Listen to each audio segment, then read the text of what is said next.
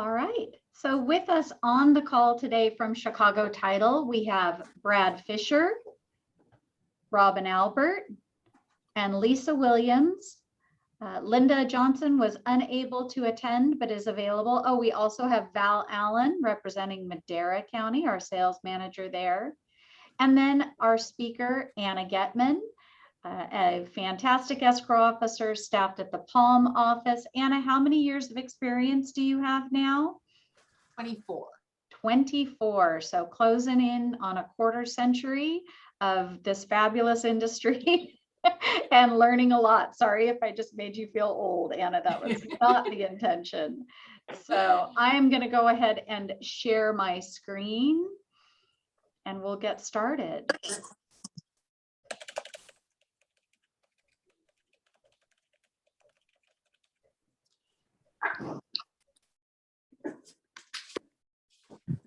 Okay, you are here for liens and your transaction. And before we jump into the content, just wanted to do a quick little announcement. You may or may not know, but we now have the capability of allowing your buyers on real estate transactions to deposit their earnest money deposit only with mobile. And so just like a lot of banks have gone to, we can send them a link or it can be part of the opening package. All they need to do is click on the link, take a couple pictures of their earnest money deposit check, we'll receipt it in and save everyone a trip to the office. So if you need more details, you can reach out to your sales exec or your escrow officer. All right, Anna, I'm going to turn the audio over to you. Good morning, everyone.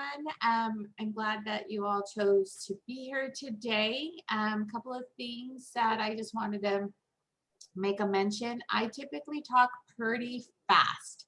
So if I'm going a little too fast, just pop in the chat and the sales reps will be monitoring that with any comments or questions, but just say, hey, can you repeat that? Or can you slow down a little bit? Because I tend to talk pretty quickly. I'll go ahead and review some things as I go over the class. I'll, make a mention of things several times just because sometimes certain items are really, really important. So we're going to start with what is a lien.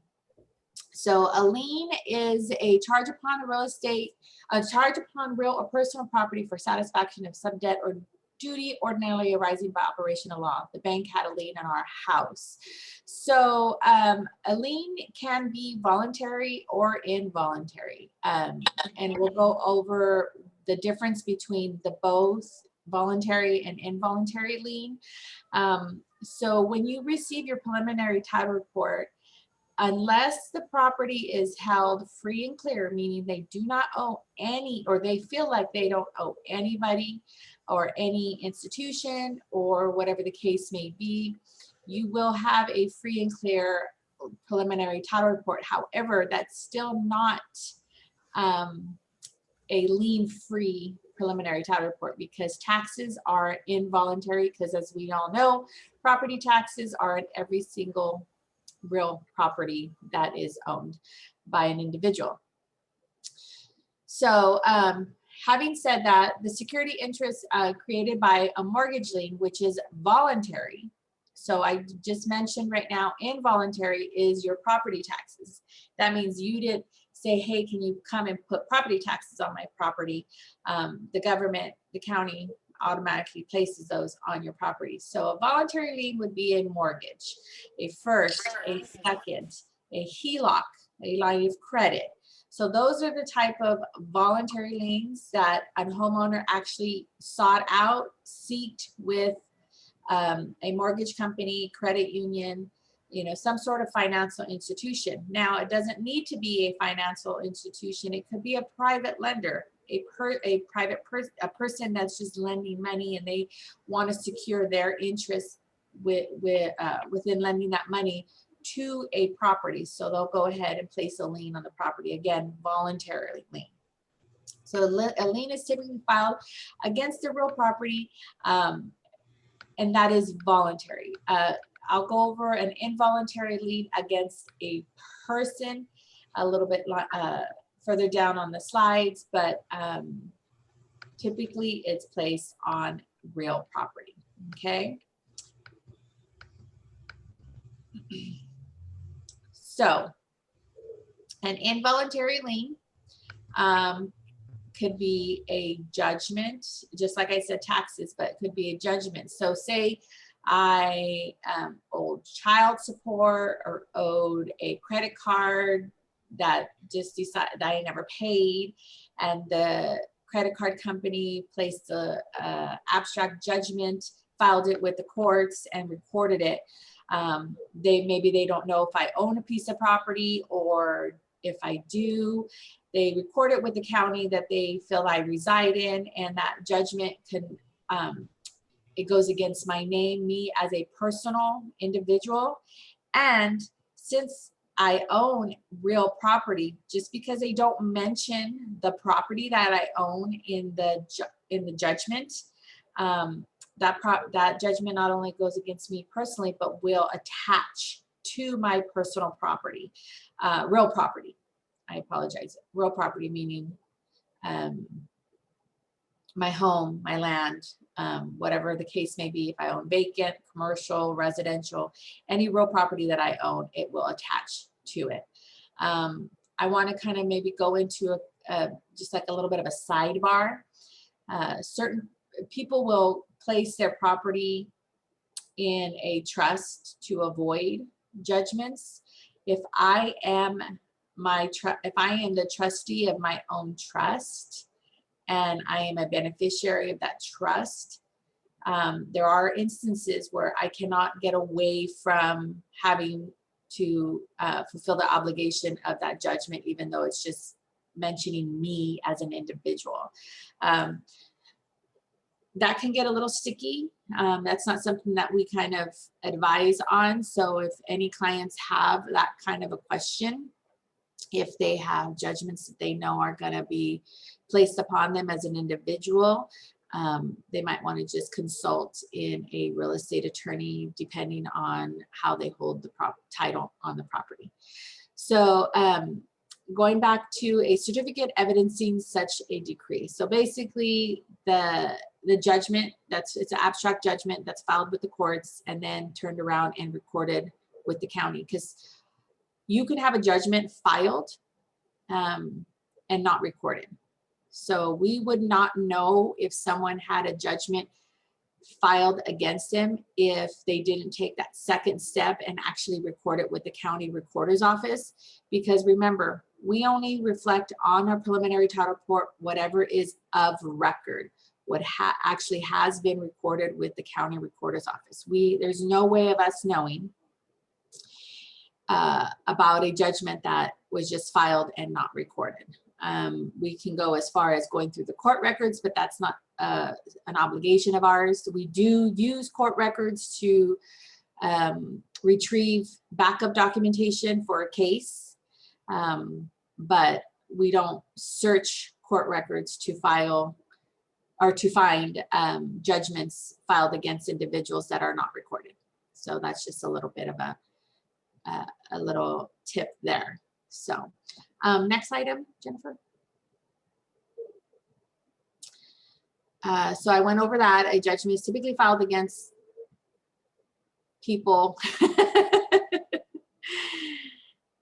Liens and judgments can be affected. Okay, yeah. The judgment typically filed against people, business involved. Judgments become liens in the purpose of real estate transactions. So I went into a little bit detailed in that already. So liens and judgments can affect your closings. We have the preliminary title report that you receive will contain information about all parties, including the buyer and seller, so that everybody in the transaction, including the lender, is aware of any matters against the buyers and or sellers. The prelim lists exceptions, liens, and encumbrances, and other risks which will be not insured against the title policy. So what that means is we're listing everything that's against the property, voluntary and involuntary liens. The lien, we will address every single lien including involuntary tax liens, property tax liens. And when we address them, we're not taking them out of the preliminary title report. We're just ensuring that those tax liens are paid current, meaning your property taxes are paid current. So if there's any supplemental taxes, we will address those, again, involuntary lien, and make sure those are paid through escrow and paid current. Any delinquent taxes paid current, but those involuntary tax liens will remain on the property and will remain on the preliminary title report and eventually on the buyer's title policy. We will address any and all mortgages, including seconds, HELOCs, heroes. I'll go over that later on. Solar, anything that is voluntary and involuntary onto on the preliminary title report, we will address. Okay. Next slide, please. In your preliminary title report, towards the end, after the exceptions, you'll see a section called notes. The notes basically is communication between title and escrow in regards to the transaction and the property and all parties involved in the property or in the transaction. There is some items in the note section that are requirements of a lender if the property is being financed through a lender. There's items in there, for example, a 24-month chain, which talks about what has taken place in the last 24 months as far as vesting changes, people taking on or being brought on title, taken off title, or any changes of title in the last 24 months. And that is a lender requirement that we always reflect a 24-month chain in the note section. The note section will also advise on what the property is being identified as, is if it's a single family residence, if it's a condo, if it's a PUD, a planned unit development, if it's commercial, industrial, ag. So in the note section, title will be communicating to escrow along with anybody else that needs that information of how the property is being identified as. Okay, so we use a statement of information to clear any and all liens that are against not only the seller, but perhaps the buyer. I'll go a little bit into detail later on in what we actually, because there's been a recent change in the last year, what we actually have to adjust or address with the buyer. But going back to the seller, we will go ahead and obtain a statement information if the seller perhaps might have a lien that we aren't sure if it belongs to them or not. For example, if they have a very common last name, Smith, Jones, Martinez, Her, Yang, Singh, those are very common last names. And so if you can imagine, if you have a common last name and there's liens against people with those last names, it would be a little bit difficult to decipher if they belong to our party, our seller, if we didn't have additional information, specific information to determine whether we have to address those liens or not. And those liens are typically judgments, child support, abstract judgments, any court action. So we obtain a statement of information, take all that information, and then go through all those common name judgments and liens and decide whether we have to address them or not. Okay. Excuse me. So the commentary. So we have a disclaimer, for the lack of better words. It's basically stating what I had mentioned early on. Excuse me. That we only know what affects the property if it was actually recorded. Okay, so we're going to give you a preliminary title report. We're going to let you know what we have found of record to let you know what we're having to deal with, what affects the property. And if something's not recorded, we don't know. Okay, there is a gap from the time that we search the property to things that are being recorded, and it's typically a 2-week gap towards the end of the transaction, we'll do a date down to close that gap. There'll always be a 2-week gap. But in this paragraph, it specifies that no liability is ever assumed under. So we will not assume a liability of anything that we don't know about that's not of record under a preliminary title report, and further indicates what should be requested if the customer desires assumption of liability prior to policy insurance. So in that paragraph right there, that's what's talking about, and just a different way of saying that. Excuse me. The overview of the preliminary title report. This page is quite informational here. It tells you who the title officer is, who the escrow officer is. Certain things that I do want you to pay attention to is the property address. Make sure that it matches what your contract says. Make sure there's no deviation or a variation of the address. The reason why I mentioned this is because if the property is being financed, or even if it isn't being financed, it's something that you want to make sure is correct and matches. So if we have something different than reflecting, I'm like, where's my stuff? he's very aware of. I guess because the holiday overlooked it. Well, it's 4 days past the holiday. You haven't like gone after your email letter? Still behind. Well, you know what?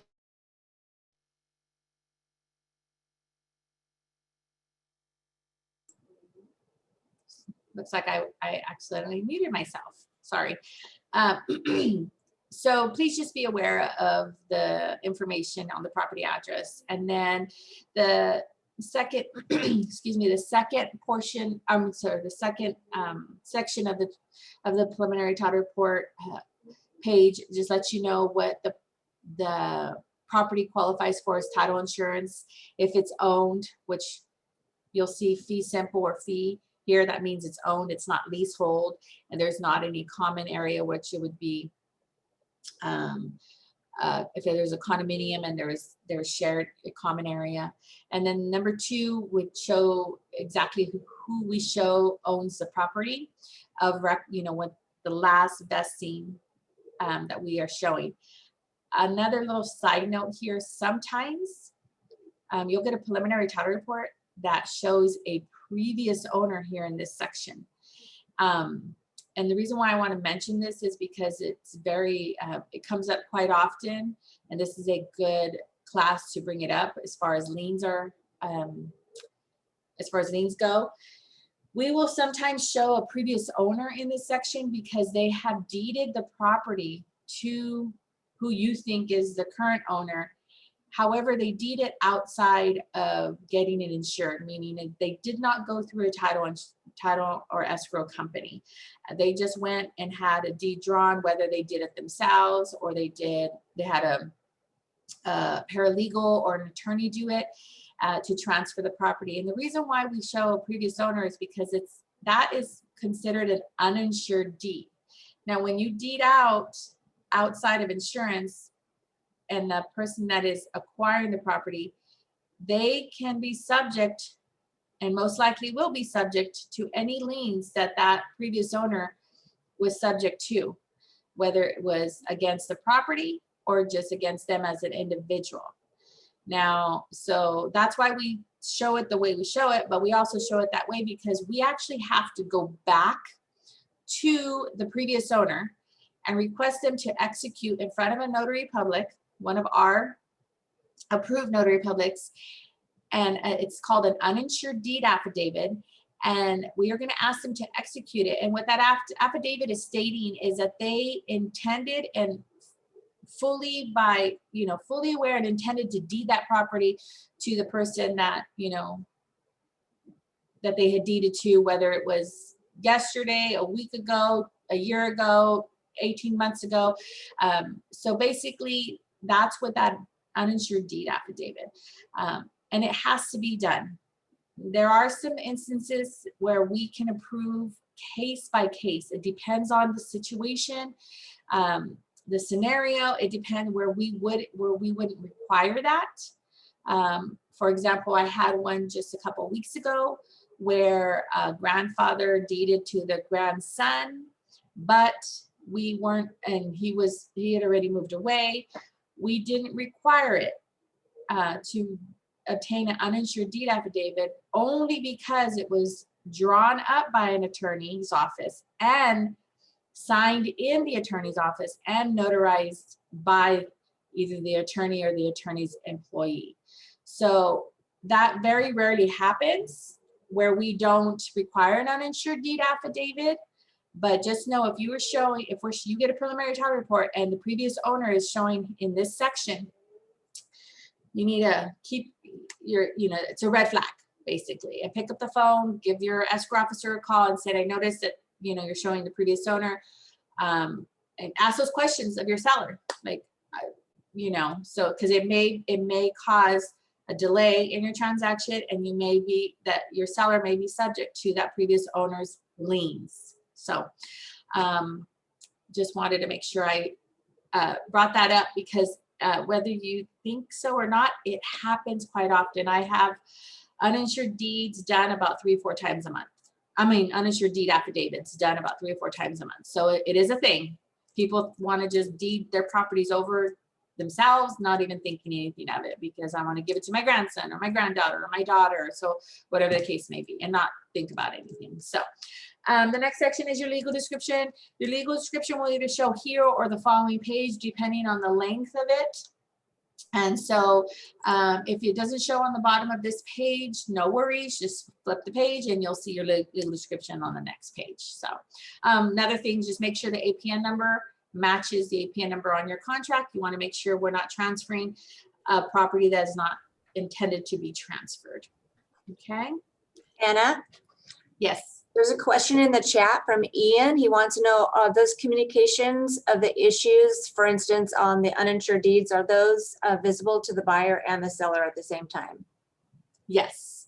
So it'll show on the preliminary title report. The previous owner will show on this page as the vested owner. And in the body of the preliminary title report, we will show an exception that the vesting is subject to, and we will give the recorded information of the deed that was recorded outside of title from the previous owner to the current owner.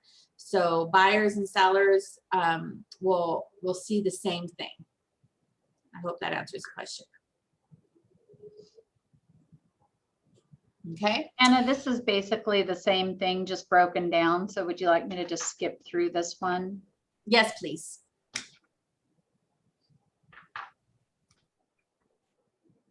Okay, so your exception page will look just like this. When I talked about involuntary liens, meaning property taxes would be considered an involuntary lien. Your property taxes and any supplemental taxes or delinquent taxes with the county for the property will always be at the very top of your exceptions. Government liens come first. So in here, we'll show any future taxes that are going to be assessed and placed on the property. We'll show there. We don't get the tax bills for the current year until the first week of November. So your first installment, actually, your first installment of 2021 and 2022 started last week. The first installment goes from July 1 of 2021 to December 31st of 2021. And the second installment of the 2021-2022 begins January 1 to June 30th. So if you receive a preliminary title report today, you're going to see it saying that property taxes which are a lien not yet due and payable, including any assessments collected with the taxes levied by the fiscal year, it'll show 2021, 2022. Now, I do want to make a point, just because this is a liens class and I just like to give as much information as possible without giving too much information. People have a misconception that taxes are due December 10th and April 10th. They are not due December 10th and April 10th. They are delinquent after December 10th and April 10th. They are indeed actually due. First installment is actually due November 1st, and second installment is actually due February 1st. So people say, oh, I don't have to pay my taxes right now because they're not due yet. If they're in the middle of a transaction, whether they're the seller or the buyer for in an impound account, and we are November 5th, well, yes, they're actually due because they were due November 1st. So just a little bit of extra information there. And then if any outstanding taxes, it'll show 2 and 3, any delinquent taxes. So anything's owing at this moment in time, we will show in this section. Any supplemental taxes or future supplemental taxes will follow thereafter. Just keep in mind, if you have a buyer purchasing in this quick market with higher prices, just advise your buyer that they will get supplemental tax bills, because where the sellers purchased the property, when they purchased the property, value was a lot less than what properties are going for today. If your buyer purchases a new construction, you better advise your buyer that they will be getting supplemental taxes. So when they get those, do not ignore them. They are owed. Okay. Mello-Roos will be included in the taxes. If you see Mello-Roos and you want some more information on the Mello-Roos per the specific property, just give us a call. We can pull the tax roll, and the tax roll will have a line item of what the Mello-Roos is and the actual amount it is. But just know that it's already included in the normal installment of taxes. Another source of information for Mello-Roos on a specific property, if it does have Mello-Roos, is your natural hazard disclosure report. Your natural hazard disclosure report will have Mello-Roos on there. Okay. So the next, CC&Rs will follow that Mello-Roos. CC&Rs are covenants, conditions, and restrictions. They typically are not a lien for normal CC&Rs. But if your property is located within a homeowners association where there's dues and assessments, that portion is considered a lien, because a homeowner needs to be paid current for those association dues, whether they're monthly, annually, semi-annually, whatever they are, they have to stay current, because if they do not stay current, that homeowners association has a right to record a delinquency of dues, and it's a lien. Even though it doesn't fall into your typical lien, it is a lien. So that is only a lien within the CC&Rs if the property is part of a homeowners association. But CC&Rs are basically covenants, conditions, and restrictions on stating what you can and cannot do on the property. Okay.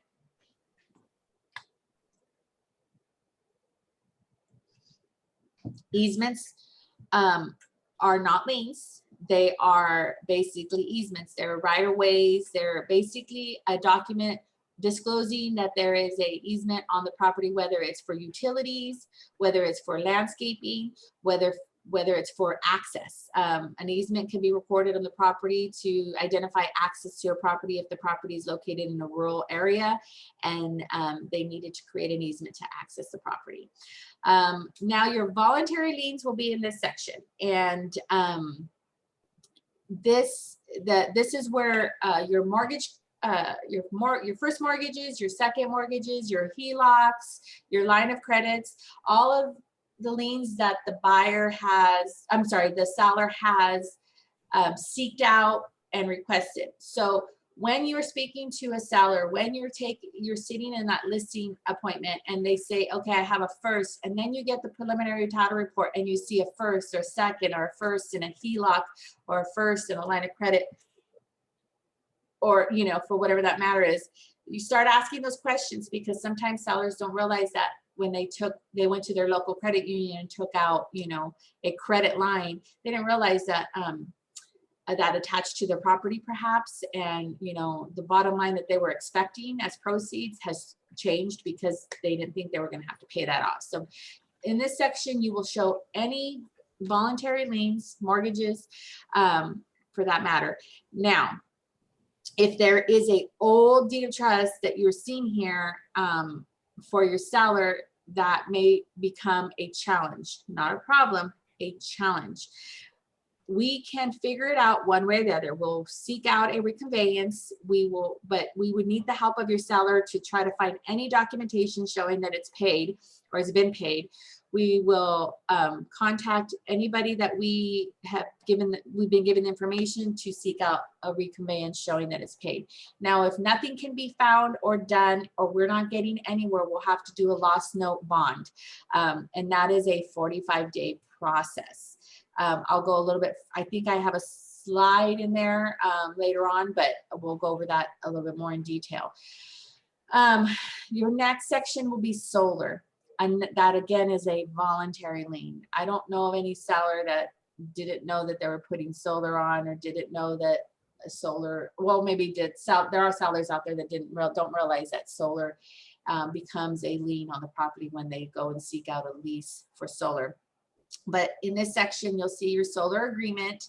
If the solar is owned, you will not see any solar on here. However, there are some sellers that believe that they own the solar because they went out and sought a solar system, went into a contract, not a leasing contract, but just a contract with the solar company, and they didn't like the terms of maybe a lease, and they sought out their own financing, where they maybe went to a credit union, borrowed the $30,000 from the credit union, turned around and paid the solar company $30,000 for the panels. And in their mind, it's like, well, I own that.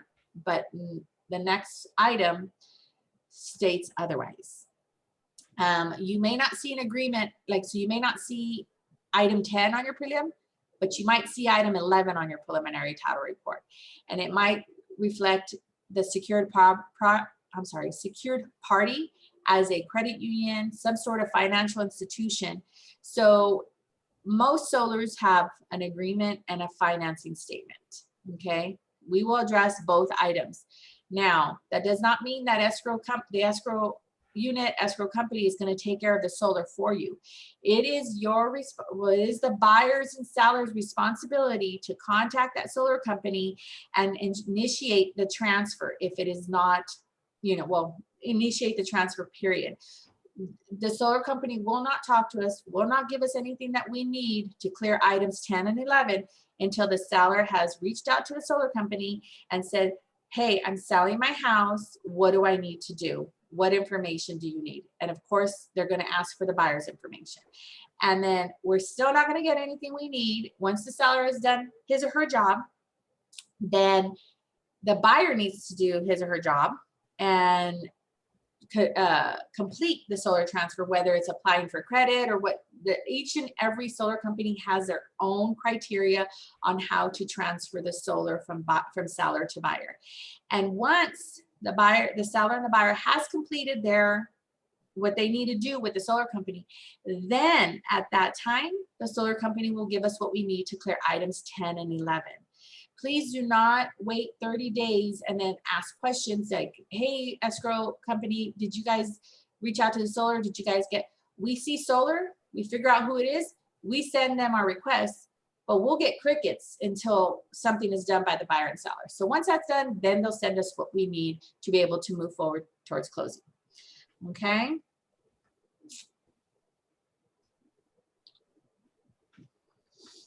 Okay.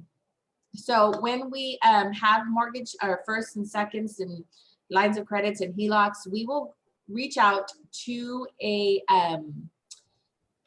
the mortgage company and get a demand. Now, when I mentioned earlier that if it's an old deed of trust or deed of trust that's been paid off but has never been reconveyed and we can't get a hold of anybody to give us that reconveyance, we then have to go through a lost note bond process. We have to reach out to an outside insurance company. So it's not something that we issue. It's not anything that we do. We just reach out and we put the seller in contact with an insurance company, and the seller at that point fills out and submits an application to that insurance company for a lost note bond. Now, I have only, in my experience, I've been doing a lot of lost note bonds. I don't know why. I did one yesterday. I've been doing them quite often, and I've been doing them for a while, so I have enough experience with them, but I've only had one bond application denied. And so most bond applications do get accepted by the insurance company. The insurance company will do all of their paperwork. And then once they are satisfied with what the application that they've received. And the application has about, it's a good amount of information for the seller to submit to that insurance company. Once they feel that it's a good package and they've done all of their paperwork and they've done all of their research and they feel confident that they are going to be able to move forward in issuing a bond, they will then contact the escrow officer again after that's been done, and they'll let us, the escrow officer, know, okay, we're ready to issue the bond. They will send us the bond, and then at that time, when we receive the bond, the seller will come in, sign the bond, sign a declaration, and once the bond and the declaration is signed, that day, escrow will send a letter out to the missing long lost beneficiary, letting them know this has been signed, here's a copy of it, and here's a declaration, here's a copy of it. This is being recorded today. So the letter goes out with a copy of the bond and declaration, gets mailed out certified to the last known address of the long lost beneficiary. The bond and declaration gets recorded that day, and the clock starts. We have to wait 30 days or 30 days from the time that the bond is being recorded. So on day 31, we are then able to close. So the reason why I say 45 days is usually that the 15 days, the 2-week period is typically that's what it takes for the seller to communicate with the insurance company, submit the application being approved. So that alone is a 45-day process, and it is outside of your normal escrow process, because you got to remember, sometimes we don't find out about these things until 2 weeks into the escrow process sometimes. So read that. Anna, we had a question about just liens in general. Ian said, I believe there's a 17-day contingency to clear title. Does this seller need to address or pay all the liens before closing, or can they pay the liens through the proceeds of the sale if it's enough to pay the lien? So I think there might be, that's more with the real estate contract as opposed to declaring title. Could you just speak to that? Because I know you look at contracts all day long. Yeah, so basically that's more for the real estate side. The period that affects us is marketable title. So it has to be determined within that period that is stated in the car contract. It has to be decided or deciphered that there's marketable title. So if it's discovered within those 17 days that there is an old deed of trust, then and usually we let the listing agent know this is a situation, this is what we're looking at, we've been communicating with the seller, and it's typically within that 17 days. I actually have one right now where we let them know we're coming up with 0, and so they have to turn back to the selling agent to advise the buyer. We've kind of come into a little bit of a snag here, and title needs longer to rectify a situation regarding the lien on title. So that 17 days is basically for marketable title, and in this case it's about 90-ish% marketable title, because again, this is out of experience, I've only seen one application denied by the insurance company for a lost note bond. So that's when your car extensions and addendums and all that stuff comes in to extend that 17-day period, should all parties agree. So I hope that answered the question. Okay. Yeah, in terms of who pays, if the seller pays the lien before closing, does that happen? Do they need to pay before closing, or can they pay? No, typically do not. Yeah, we typically do not like for the seller to pay a lien before closing, because what happens is if they pay it before closing, then that 21-day, there's a civil code where a beneficiary has 21 days to respond to a request for a release or reconveyance. And so then that extends our escrow another 21 days should they exercise that time period. So we typically like any liens that are showing, we typically like them paid in escrow, where we can issue a title supplement stating that we will be paying a certain lien in escrow. Now that's only issued once we've obtained a demand and we know that it's going to be paid in escrow and we have enough funds to pay in escrow, but we typically do not like liens paid before close of escrow because we want to make sure that we're paying the money and we've had somewhat of a contract with the beneficiary saying, give us your demand, we have money for you, we're going to do an exchange, and at the exchange we're going to get a reconveyance. So no. And then if the lien is more than what the proceeds are going to be issued, of course the seller would need to be okay and fully aware that the seller will have to bring in additional funds to close their escrow to satisfy the lien. And of course that has happened before. It's not unusual. All right, thank you. Okay. And I think I answered that next one already. Okay. So Is we talked about there the anything in the notes? no, we just I talked about those notes earlier. So the 24-month chain in this example is note 5, just so you can, have a visual. And then the identification of what the property is being used for in this example would be note 7. Please know that these notes are not specified. There just happens to be note 5 and note 7 in this example. Every property, the notes might be different. The 24-month chain might be note 3. The property use might be note 8, but just know that those 2 items are basically the 2 items that anybody would be interested in the note section, and the notes can vary as far as the numbers that they are.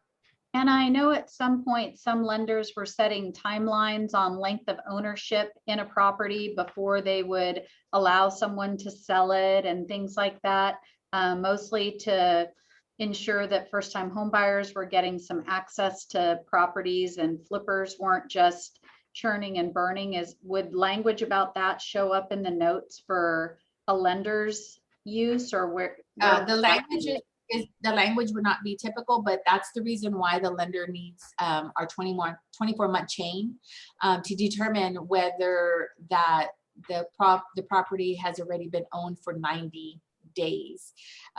So basically a contract couldn't be written depending on the type of buyer and buyer's financing. A contract couldn't be written until the 91st day. So if we issued a preliminary title report and the ownership was less than 90 days, you may have an issue and a problem because at that point you'll have a contract written. So I definitely would ask selling agents, talk to your buyers, loan officers, make sure that they're not in a loan program where that's going to be restrictive of them purchasing a home that has only been owned by the seller less than 90 days or less.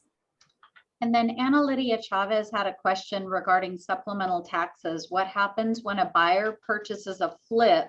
Does the seller who turned around and sold the property receive a supplemental tax bill prior to it being sold again? Or how does that play into things? Because I know personally the county tax assessor falls behind occasionally.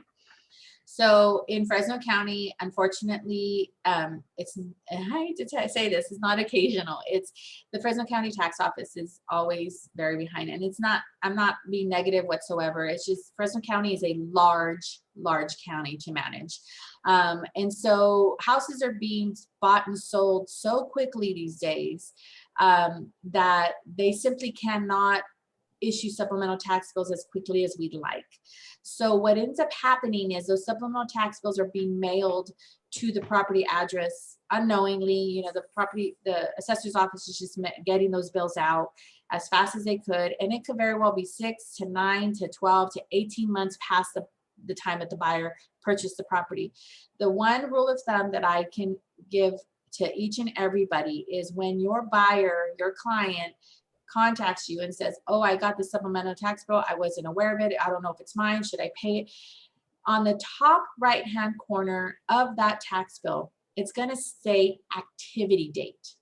Okay, and that activity date, if it matches the day we closed, so say we closed on July 9th and that activity date states July 9th of 2021, that supplemental tax bill belongs to your buyer, your client. If that activity date, say we closed July 9th, and that activity date shows May 28th, that supplemental tax bill belongs to the seller because maybe they bought it in May or whatever the case may be. That activity, so the top right-hand corner of the supplemental tax bill will be your key to know who's responsible to pay that tax bill. Now, if it does indeed belong to the seller, contact the escrow officer, the escrow unit, title company, and say my buyer got a supplemental tax bill. The activity date was before our close of escrow date. Can you please help? And absolutely, we can help. We can get that bill to the appropriate person. Okay. Then we have a question, and I'm gonna kind of fill in on this. Is a loan from Fresno County to purchase home in 2008, and I would guess that they mean a down payment assistance. I know some of those take the form of silent seconds, but there are certain events that would trigger something to require payment. How do you handle that?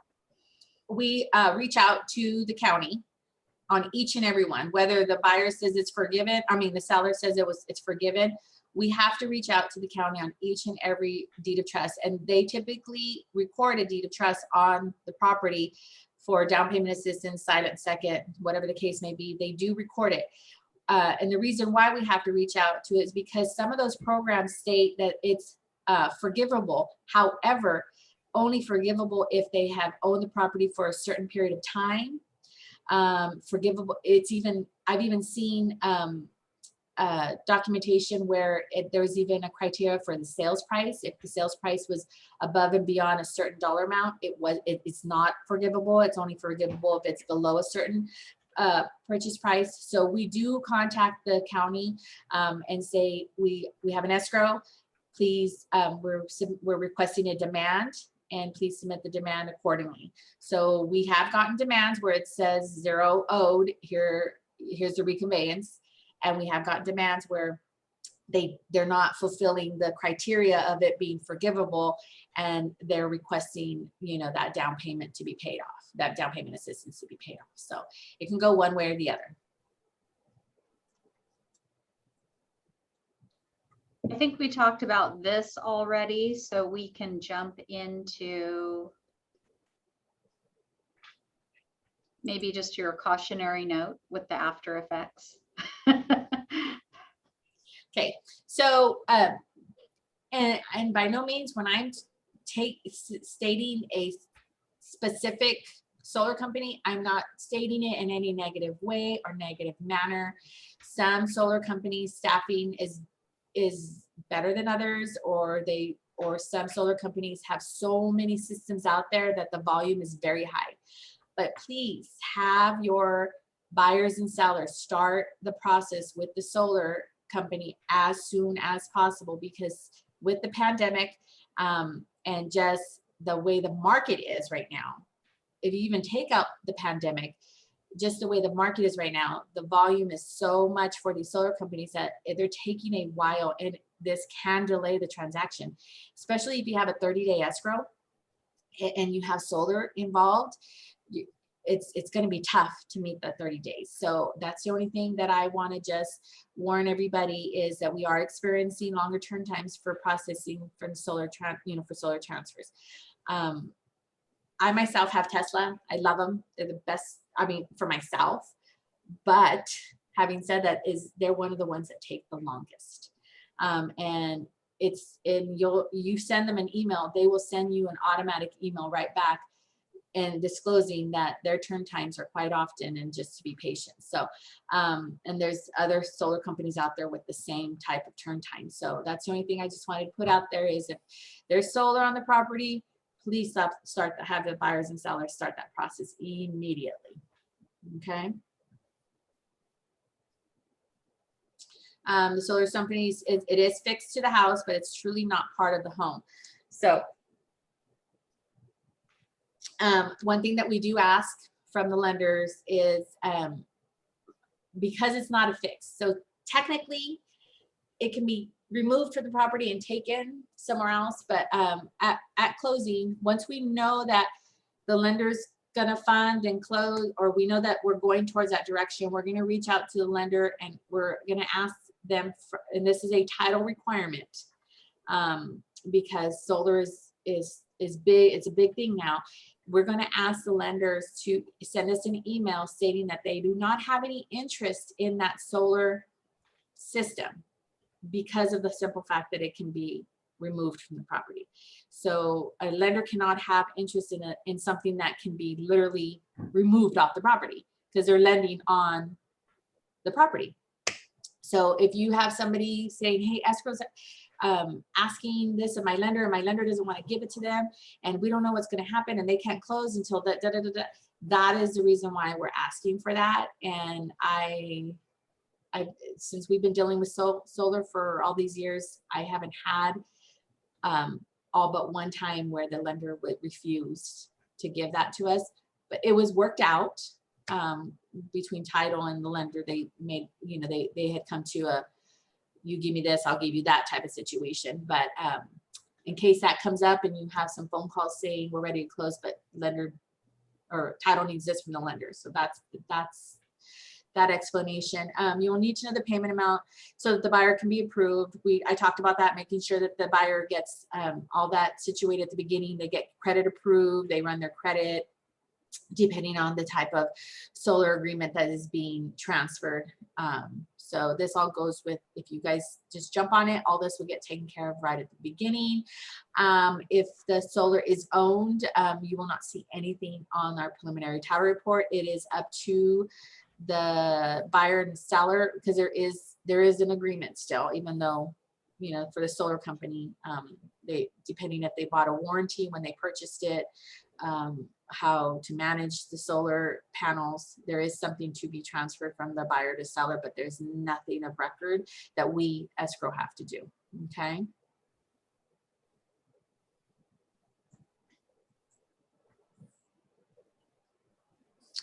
If money is still owed to the solar company, will you typically see a financing statement? Yes, there'll be a financing statement, which what we went over earlier, and the buyer will assume. So the financing statement and agreement will be removed for the seller, and the solar company will put a new agreement and a new UCC financing statement. They will record with the new buyer's information. And if you are purchasing a property that's owned solar, consider yourself lucky. Okay. Okay. So our prelim didn't show this, but I think we have a little bit of a screenshot that I will show you what a Hero Pays Y-Green loan. These programs not only are for solar, they can be for a new roof, new windows, like any kind of energy efficient improvements on a home. The county has offered these type of loan / programs, Hero Pays Y-Green, to finance these improvements, solar panels, new windows, new AC, new roof, whatever it takes to make the house a little bit more energy efficient. That's what these loans are for. They are placed on the property as a lien. However, they are collected with the property taxes, your normal property taxes, your first and second installment. Our tax roll that I talked about earlier will show you a line item for the amount of that loan broken into, they've amortized it for whatever, how many years that program has agreed to. And so the tax roll will show you $1,500 of this $3,000 tax bill is for this Hero Pays Y-Green funded improvement loan.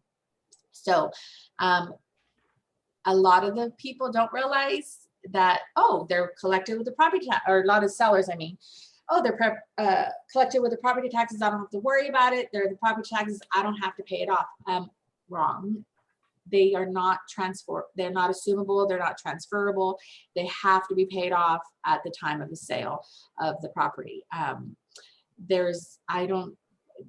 one time, I mean, the only time they're transferable, I guess, or you can assume them, is if you have a cash buyer that's okay with assuming this loan on the property taxes. but I typically don't see a lot of cash buyers wanting to take that on. So they typically, or they are paid in escrow. Hero Pace, they will not give us a payoff until the seller pays an upfront fee. It's $50 to $75. There's a website that we will provide to the seller that they will log into, put all their property information, and then request that the demand gets sent to us once they put in their credit card information and pay that upfront fee. We typically do not like to, if we have a long escrow, for whatever reason, we don't like to request that Hero Pace wide green payoff, or basically Hero Pace, ahead of time, because once those payoffs are only good for 30 days, and once that payoff is expired, we have to request an updated one. And guess what? They don't just give it to you for free. You have to pay that upfront fee all over again. So we typically like to wait with that. We're within a few weeks of the close of escrow, so we know that payoff is good through past the close of escrow. Okay. And yeah, I went over that. Do we have a, I thought we had a screenshot of what that looks like. Okay. Yay. So sometimes, depending on the program, depending on if it's wide green, Hero, or Pace, and the verbiage that they have placed on their lien when they record it, sometimes it'll show between the taxes and the CC&Rs, and sometimes it'll show below a deed of trust. So, but as you can see, it doesn't scream at you where this little screenshot, 13 assessments and other matters is contained. It doesn't scream at you saying, hey, I'm a lien, pay me in escrow. It's not there. It's not very apparent. I don't know why. I couldn't tell you. This is always the way it's been, reflected on our preliminary title report. But and people do see it, and they're like, oh, it's collected with the taxes, because as you see, is amount of assessment 1667.33 starting in the 2014-2015 tax year that is, usually included in the taxes. So people typically blow past this item thinking they're just additional taxes, and they're actually this Hero Pace. And actually, that's the cool thing about the live look, is if it's red, it really is kind of an urgent thing that's going to need some work to get taken care of. So you and your escrow officer can work together on hitting those red items early in the transaction. Mm-hmm. Yeah, so that is a good thing. Yeah, so Would that be part of the mortgage, or is that a separate amount that the seller have to pay? It's completely separate. It's not it's not part of their mortgage or anything. It's completely separate. It's something that the seller has seeked out, or the county has approached the seller, and the seller said, yeah, sure, I'll do this to improve the home in some form, whether it's solar, windows, AC, roof, patio. I've seen these with where they come out and did like a pergola, a patio type situation, because they consider the patio coming out, and if it covers any windows, of course that makes the house a little bit more energy efficient inside, because the sun isn't coming in and heating the house where you'd have to turn the AC higher. So it's a whole thing, but it's definitely not attached to any mortgage. It's a standalone lien on its own. Okay. And this is what the actual recorded document looks like. If you click on our live link or live look prelim, and you click on the link, it'll actually bring up the actual recorded document that's recorded of record.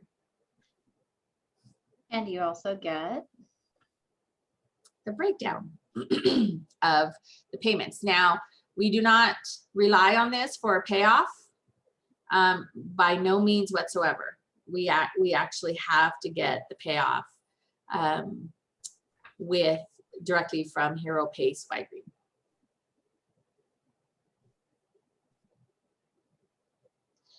I think I talked about it a little bit for the SI, but just encourage your sellers. I know it's tough to provide very personal information to a third party. It is our fiduciary duty to keep their information secure And we do not sell information, by no means. That's not our gig. We're not in the market to do that.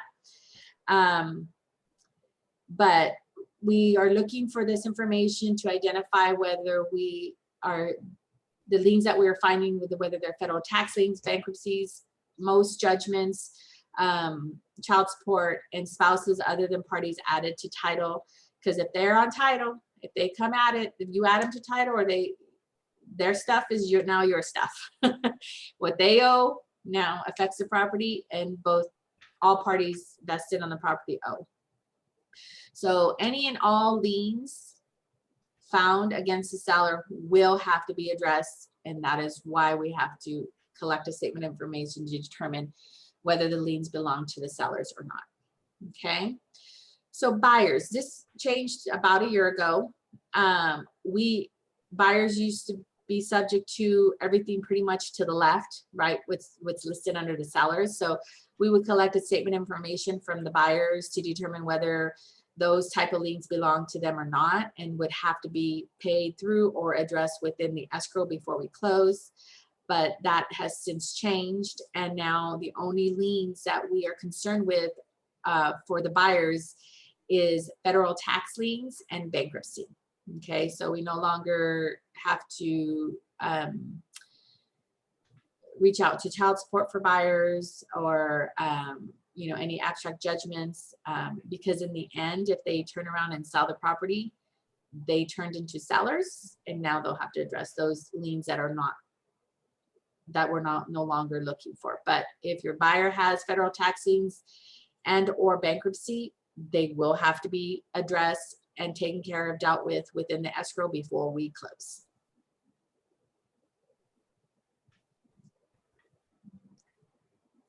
Moving on. Okay.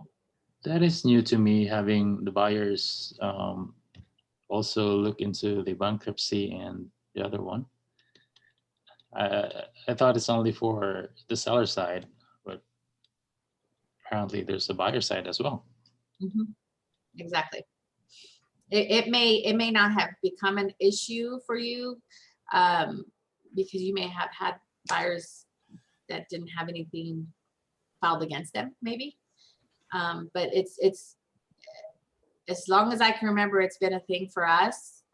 It just recently, like I said, has diminished down just to two of those, the two type of liens. But we've always had to deal with buyers liens since, like, I don't know, I've always had to until the last year or so for just those two. But as long as they have money to pay off the loan, I mean, the down payment and everything else. If they Yes. have bankruptcy, that will affect the closing? Yes, it'll affect your closing. We have to get, if they have bankruptcy, the bankruptcy has to be closed, or the bank. I've never had this part, where the bankruptcy court has to issue an order with authorization to purchase the property, which I don't even know if that exists. But if they have a bankruptcy, the bankruptcy has to be closed in order for it, and we have to get the court documentation showing that the bankruptcy is closed. Okay, interesting. Thank you. Mhm.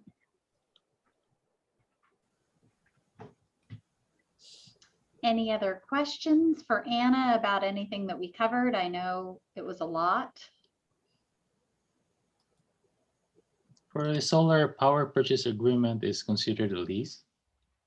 Yes, a solar power purchase agreement will be reflected on the preliminary title report as a lien. Okay. Mhm. Well, thank you for your time, everyone. We will be sending this recording out to all attendees and, in fact, anybody who registered. We also post all the recordings on our YouTube channel, Chicago Title Fresno. So be sure to visit and subscribe if you'd like to get the scoop on all of that. Thank you so much, Anna. You did an amazing job as always. And we'll look forward to seeing everyone on our next class. Thank you. Thank you.